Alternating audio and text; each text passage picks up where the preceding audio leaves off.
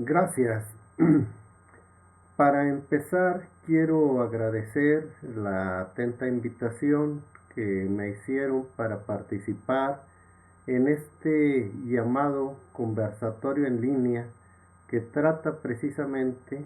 del camino real que va de Zacatecas a Los Tejas. Esta breve participación se enmarca dentro del bloque de rutas y migraciones virreinales. El tema que hoy nos ocupa es precisamente un diario que escribe Fray Gaspar José de Solís entre 1767 y 1768. Este se desarrolla del 15 de noviembre del 67 al 13 de octubre del 68 y trata precisamente esta ruta muy importante para la época, eh, que viene precisamente a ser uno, o en este caso, una de las rutas más importantes del Camino Real hacia Los Tejas. Se desarrolla a lo largo de 11 meses. Obviamente estamos hablando de que comienza ya en invierno y termina precisamente entrada el otoño. Para dar curso a esta charla, la hemos dividido en tres partes. La primera, vamos a tratar de dar una serie de elementos para entender qué es lo que pasa con el escritor Fray Gaspar José de Solís y también pues acercarnos a partir de sus escritos a qué es lo que el espíritu que guía la pluma de este viajero. En una segunda parte vamos a tratar algunas imágenes textuales. Hay que recordar aquí que evidentemente no se carecía de fotografía, se carecía también de video y evidentemente todo lo que el observador veía, en este caso Fray Gaspar, pues va a quedar plasmado a través de su escritura. Y finalmente va en una tercera y breve parte para hacer algunas consideraciones a manera de epílogo precisamente que se desprenden de este diario de viajes. Vamos a empezar con la primera. Hay que comentar que Fray Gaspar José de Solís nació en Tepic, hoy estado de Nayarit, en 1710. A los 18 años le nace la vocación eh, misionera y se inscribe en el Colegio de Propaganda Fide de Guadalupe, Zacatecas, a los 18 años. Cabe señalar que este tipo de instituciones de propaganda fide se dedica fundamentalmente al desarrollo y a la formación de personal para evangelizar fundamentalmente territorios, grupos y personas que se pretende insertar a la vida civilizada. A los 26 años, nuestro fraile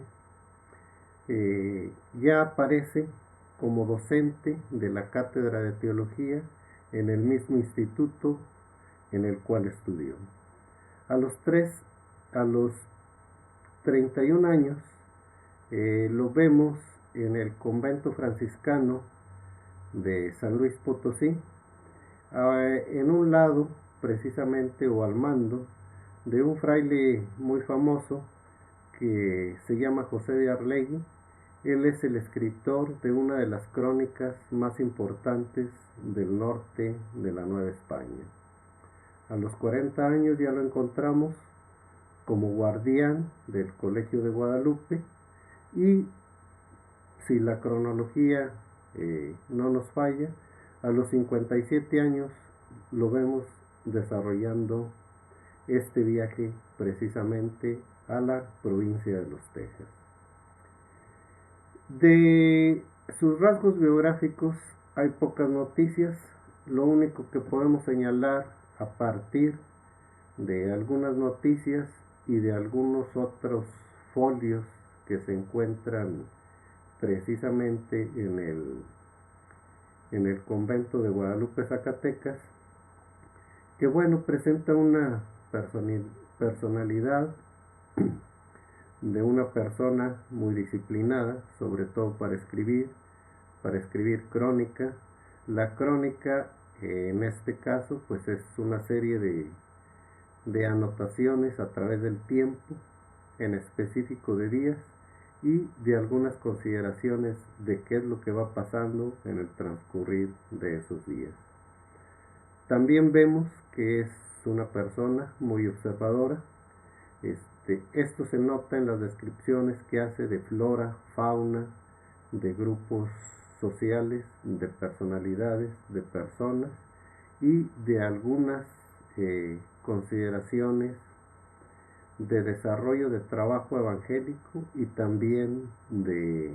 política en relación con sus propios objetivos y también vinculados a las cuestiones del desarrollo de la política en general, en este caso de desarrollo de la provincia de Coahuila, Nuevo León y Texas.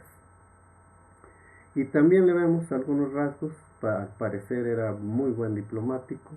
tiene algunos encuentros con el gobernador de la provincia de Coahuila y Texas, tiene algunos otros encuentros también con gente de su propio instituto y evidentemente también con todas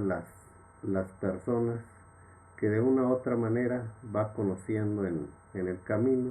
y se va relacionando con ellas. De su físico no hay muchos elementos, hay varias pinturas en la Pinacoteca Virreinal de Guadalupe. Sin embargo, hasta hoy no hemos encontrado alguna de ellas que nos diga sus rasgos de esto, pero sí hay una serie de relatos,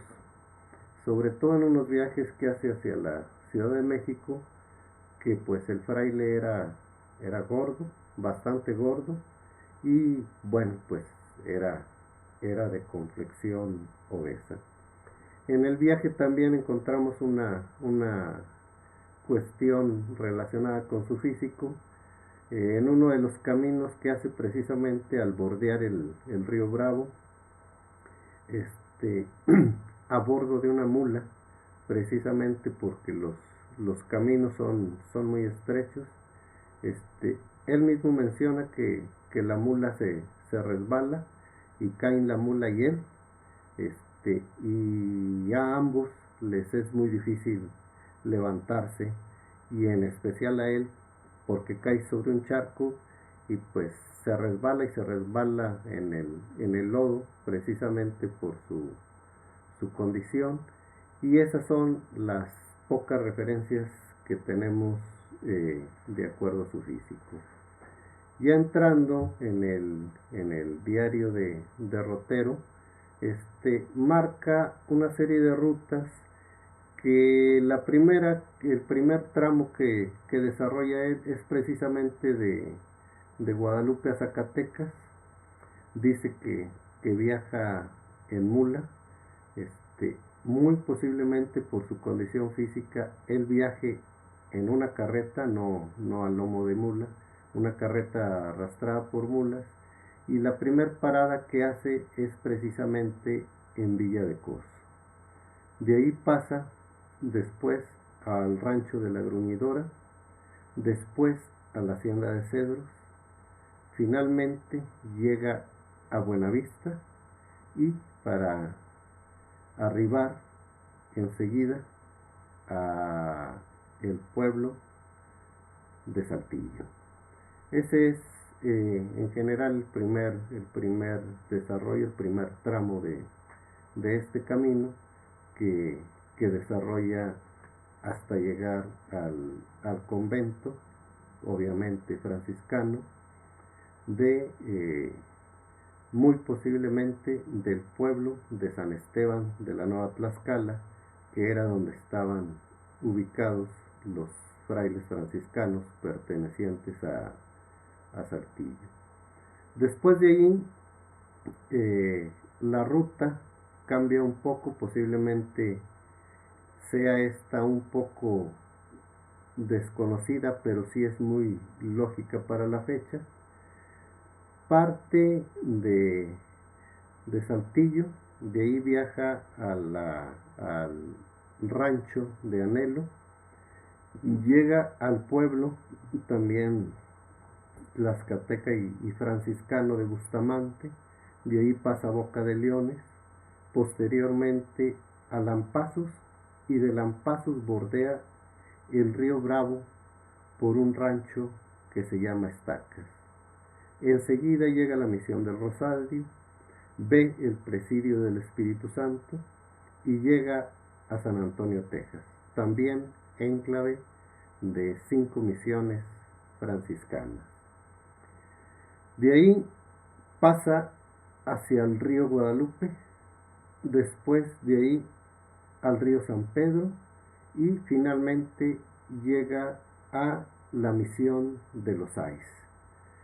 De ahí de Los Ais pasa a otra misión mucho más norteña, a Los Adais, y finalmente llega a su destino final, que es la misión de Nacotgoches, situada actualmente pues precisamente en el límite entre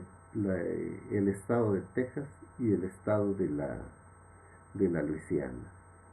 Su regreso, al contrario de la parte en la que va hacia el norte, que más bien es Nueva Vizcaya, Nuevo Reino de León, y luego se interna a Texas hasta seguir hacia el norte, de Nacotgoches baja, y esto es interesante porque lleva otro tipo de guías, posiblemente los guías que lleva sean indios de la región, y baja al río Angelina, después al río Neches, de ahí al río San Felipe, de ahí a la laguna Carnaval, de ahí al río Nava, después pasa al río Brazo de Dios, llega al río Colorado, de ahí al río Grande, o sea al río Bravo,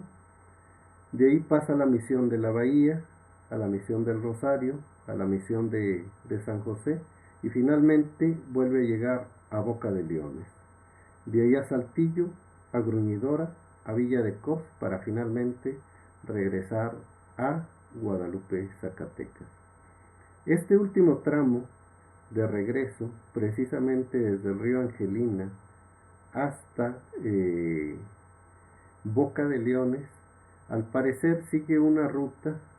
que le van indicando, y es precisamente de las correrías o los caminos o las veredas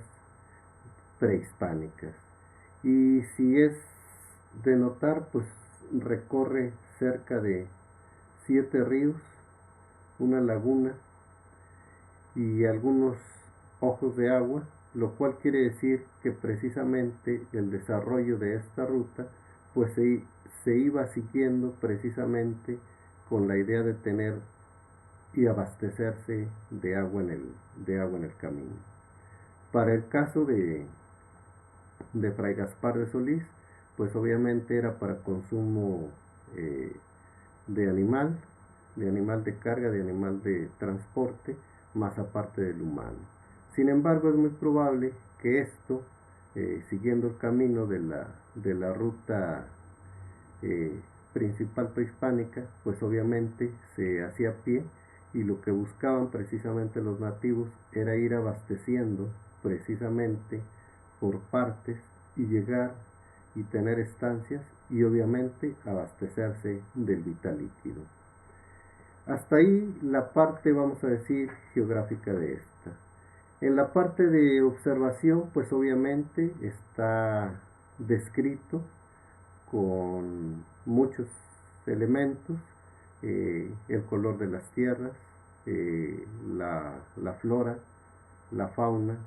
qué se caza, qué tipo de follaje hay, qué tipo de pastos,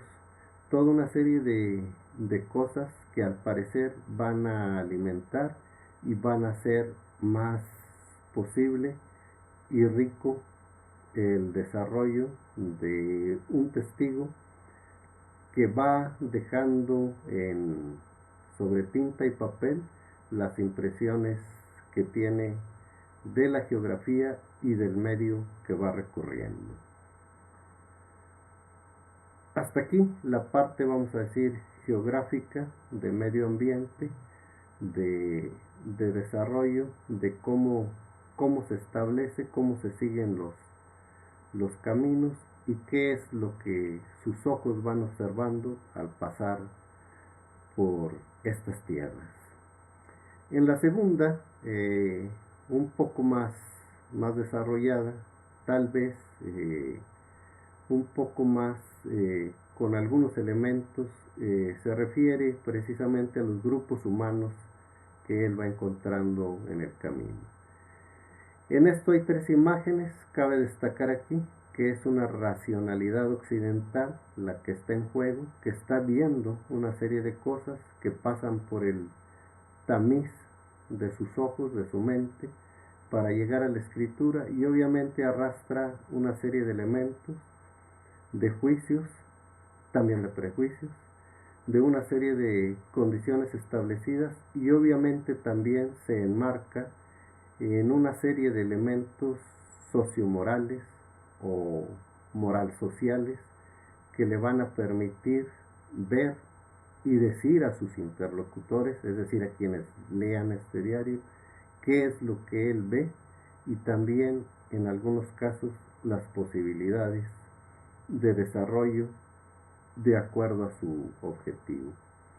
Una primera imagen textual de esta es los llamados mitotes. Él es testigo del desarrollo, bueno, testigo y además con fuentes de entrevista, que dice que pues se desarrollan, tienen una forma peculiar de desarrollarse, como la mayoría de los mitotes que se desarrollaban y han sido descritos en el norte de México, alrededor de una hoguera, donde ellos bailan. Las mujeres, al contrario de bailar, están haciendo círculos sobre los danzantes, con el pelo tirado hacia abajo, y ellas solo aullan. Poco después, ya que se desarrolla eso, dice que los mitotes, bueno, sirven para varias cosas, entre ellos lo que más destaca son los mitotes de guerra. Dice que los prisioneros pues los asan y los van descuartizando y se los van comiendo entre los invitados al mitote. El cuadro más aterrador que hace de esto es, dice que en algunos casos, algunas de las etnias tejanas no los cortan con cuchillos, sino que se los comen a mordidas, una vez que están en esto. Esta imagen obviamente es muy fuerte, es muy espeluznante, no está trabajada con lujos de detalles, más bien está relacionada hace relación con lo otro, como corroborando la parte de los mitotes que ya habían sido descritos con anterioridad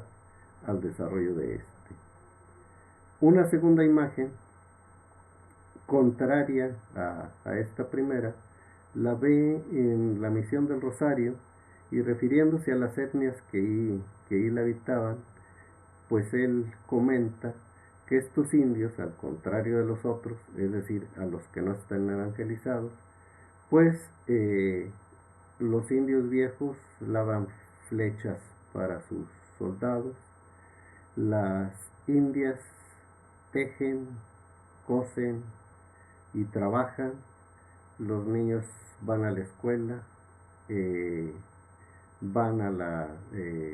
a una enseñanza de artes y oficios. Todos obviamente rezan los domingos, hablan ya una parte de castellano y todos viven en una paz o en un tipo de sociedad, en una propuesta de sociedad donde poco a poco se van inscribiendo a la vida civilizada y obviamente lo aceptan y son parte de ella. Esta imagen, muy posiblemente el interlocutor que está buscando Fray Gaspar, pues es precisamente las autoridades tratando de expresar que a partir del trabajo misionero, pues es posible que el ser humano cambie y mude de costumbres hacia una vida civilizada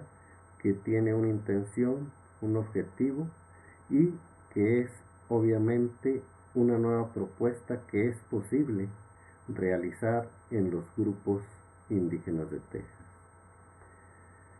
Una tercera imagen redondea esta parte del desarrollo y es precisamente en los límites de la Luisiana francesa encuentra otros grupos de indios también nativos, pero Fray Gaspar ve que estos se dedican a la gula, son muy alcohólicos, son muy dados al ocio, no hacen nada y aparte de esto son muy dados al hurto y a las roberías. Y esto él lo atribuye porque precisamente están bajo la influencia francesa, es decir, los franceses que están pegados y viven ahí son los que hacen y propician precisamente el desarrollo de toda esta serie de elementos negativos que precisamente no son naturales, sino son dedicados y expresados precisamente por el contacto francés. Estas son las tres imágenes donde se trabaja. Hay sí lujo de detalles en las descripciones de indios, de indias, de mujeres, incluso de grupos, el papel de la mujer, obviamente desde el parto hasta la crianza y todo esto, e incluso algunos elementos que ellos, la homosexualidad también está presente.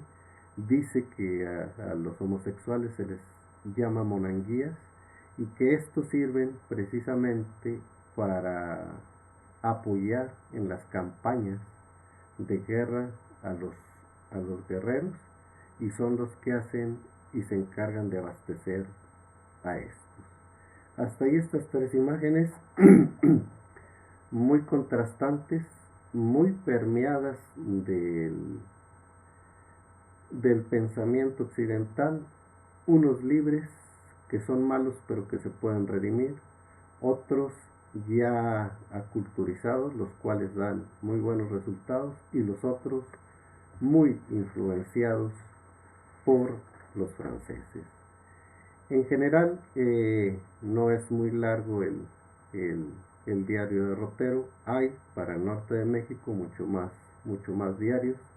Por ejemplo, el del Marqués de Rubí, después enseguida el de Agustín de Espinosa, el de Teodoro de la Croix, los cuales pues reflejan otro. Este es un pequeño desarrollo de viaje. Quiero resaltar hasta aquí que son importantes los elementos, aunque considerando esta que decíamos, una racionalidad que permea precisamente la crónica, los eventos, los sucesos, sobre un marco cronológico desarrollado y escrito según parece día por día en original de Fray Gaspar José de Solís. Quiero resaltar tres aspectos que obviamente van a la par con el desarrollo de la escritura, de esta literatura de crónicas: flora, fauna, grupos humanos, son vistos sí de manera testimonial, pero también muy permeados. La flora indica algunos procesos de desarrollo. La fauna también indica cuáles serían los puntos geográficos a explotar precisamente para fundar y dar sustento a un pueblo, o sea, a una raíz de sociedad que se pretende desarrollar. Y obviamente, pues con estas tres imágenes que acabamos de mencionar, pues también la parte moral social de los seres humanos que habitan estos territorios. Los juicios al parecer son inevitables por parte de él, es decir, parece ser, no quiero llevar la comparativa, pero parece ser una base de una cultura que todavía nos permea, es decir, los malos son muy malos, los buenos son muy buenos y los intermedios pues están influenciados por una parte externa que es la que hace que obren de cierta manera y con ciertos objetivos. Esto lo dejamos un poco para un estudio un tanto sociológico o antropológico. Aquí solo mencionamos la parte del desarrollo descriptivo y ciertos juicios que se emiten precisamente para los grupos humanos. Y la última parte, bueno, la última consideración es este desarrollo de camino. Al parecer, y si vemos, considerando la parte de ida de este viaje, es un, un desarrollo que se sigue precisamente bajo una serie de postas o de puestos muy establecidos, pegados fundamentalmente por el abasto de agua para hacer un largo camino. Y el otro que es importante de señalar, que es una nueva visión de esto, pues es el viaje de regreso precisamente de Nacogdoches hasta el río Bravo, donde precisamente él va siguiendo y tratando de establecer camino precisamente sobre ya establecidas rutas prehispánicas que después se vuelven virreinales y que posteriormente no cambian mucho en su desarrollo hasta ya muy entrado el siglo XX. Fray Gaspar José de Solís es pues un testigo vivencial de una serie de hechos, de una serie de acontecimientos que él observa, pasa por el matiz y el tamiz de su escritura, de su realidad, y nos lo deja impreso, considerando también los posibles interlocutores que él tiene, que en este caso son guardianes de convento, visitadores, gobernadores, autoridades de cabildo y evidentemente las cartas y todo el desarrollo de esto pues están dirigidas también para ser leídas por el virreinato de la Nueva España y en último caso, y si así fuera pertinente, pues obviamente por la Corte Real en España. Esto sucede y es posiblemente un panorama, el panorama que permea el norte de México en la primera y algunas décadas del siglo XVIII hasta más o menos llegar a 1772, que es cuando se avecinan y llegan, empiezan a permear las reformas borbónicas que hacen que este territorio del norte de México se vuelva a ver, pero con nuevos ojos, nuevos elementos de observación y nuevos eh, desarrollos de escritura en función al paisaje y al territorio y al camino real que va, en el caso este que observamos, de Zacatecas a Nacogdoches, en la frontera de la provincia de Coahuila y Texas. Muy amables por su atención y muchas gracias.